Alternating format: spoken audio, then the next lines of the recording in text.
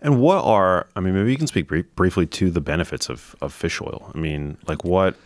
I can speak briefly on it. There's a lot of benefits and so on. Like now we're also in Denmark here for this, and we are so the regulations in Denmark. So if we circle back to regulations versus US, they're slightly different. So there's a lot of there's good things, and there's like, let's say, things we as brands and some would say is not as good. But one of the good thing is like a product has to be registered on the market before it's like you're able to sell it. You can register. You don't have to show it and do anything, but the product will actually be registered in like the equivalent of the FDA.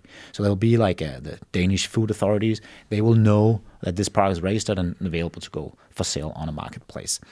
They don't come and check up on it before you start selling it, but they will do audits at our facility once or twice a year. Like that depends a little bit. So they will actually stop by and they will see, okay, we created new products. We put this on the label. Do that meet like the different requirements? Like they will just look at us from the outside in. It's not like they're taking it, throwing it to a lab to test if we're, up against, but it's more the label claim requirements, which we also have in the US with the FDA. So you got to live up to those, but they will check on that. And then they will check up on your marketing. And in Europe, we have EFSA, European Food Safety Authorities, and they have fairly strict things that what brands and brand owners can say on, claiming things. So on a fish oil, you can say it's good for your brain, like it's obviously a key part of how your brain works and so on. So it's critical for keeping a normal functioning brain. We can't say it will cure anything in the brain, which is not supposed to either, right? But it's a different part of that. We'll say it's really good for your eyes. Same. It will help with normal vision. Most people would like to have normal vision, right? Yeah, amen. And the same with the heart. So those are the key things. What we do obviously see is it plays a critical role in inflammation as well, like the balance between omega-3 and omega-6. We can't go in and say, even though there's lots of studies showing if you're consuming it, you can actually change the balances in your blood, in blood work, but we can't go in and say that it's anti-inflammatory as is, even though it's clear that omega-3 from the outside versus omega-6 is the anti-inflammatory component, which is part of a balance. So it's important to have both. So we don't need to fearmonger the omega-6s either, but like it's part of that balance. And I think if you look into inflammation and inflammaging and all the other things, like that route, it's a long list of diseases that starts, with an inflammatory state. So I think there's so many interesting directions that. And more recently, I saw something on the longevity side that I thought was like really interesting too.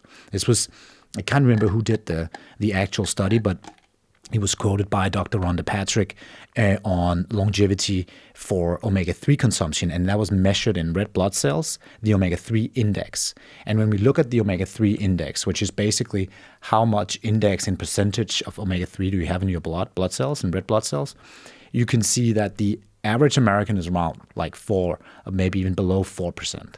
And when they took the group and they looked at it and they got to 8%, which probably is a more optimal range, which is less than 80% of the population. So it's like a small population is up in that field. And when they looked at like different aging markers, they saw they were comparing a group of smokers.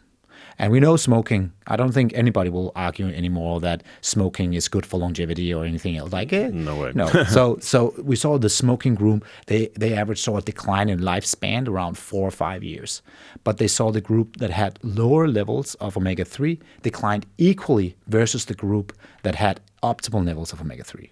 So you actually saw like even the group of smokers that had high omega-3, they actually looked on the graph that they were doing slightly better than the group that was non-smokers but had no low omega-3. So my point is more to say when we see these big studies comparing, and again there's a lot of things underneath, but where there's at least an indication that it has such a profound impact on longevity as well, like comparing if you had enough omega-3 in your diet would be equally to you being a smoker or non-smoker, I think people would be, what, is that for real? Like, is this an impact? And they would have no knowledge and awareness of their personal omega-3 index. And I think the future of that is also then, how do we measure that so we can get the transparency? We're big proponents of we're big believers in transparency and getting the transparency out first so that we can act on data. Right? And I think that there's something here where we can go deeper. But I think that's very exciting to see that it's such a critical part of, living a healthy life. Amen. Yeah. I mean, there's probably a bit of healthy user bias there too. Like people who have higher levels of omega-3s in their blood, like, might be more inclined to be pescatarian, or just the mere act of the behavior of regularly consuming fish might, For sure.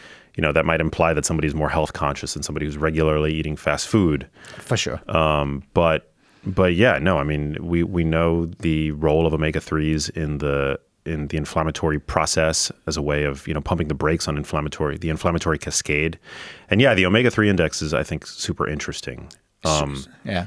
Bill Harris, I think, is the researcher who's sort of pioneered that through Omega Quant. And yeah, I got mine tested about a year ago. And it looked pretty good, right? Yeah, it was super good. Yeah, it was like optimal. I don't know. It was like 9 or 11 or something somewhere in that range. You're taking some good quality fish oil. I am. Thanks for keeping me stocked up. Yeah, I am, yeah. No, but I think that's exciting to see that it works as well. And I think, as the side note again, we want to get vast majority from food.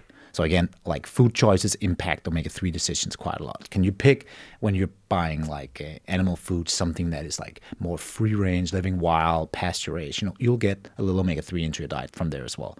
There's routes, obviously, eating more fish. Like, there's we talked about, I think, the last time as well, the salmon, the herring, the mackerel, like the big fatty fish. That's such a critical good source of omega-3s, basically. Yeah. Hey, if you like that video, you need to check out this one here, and I'll see you there.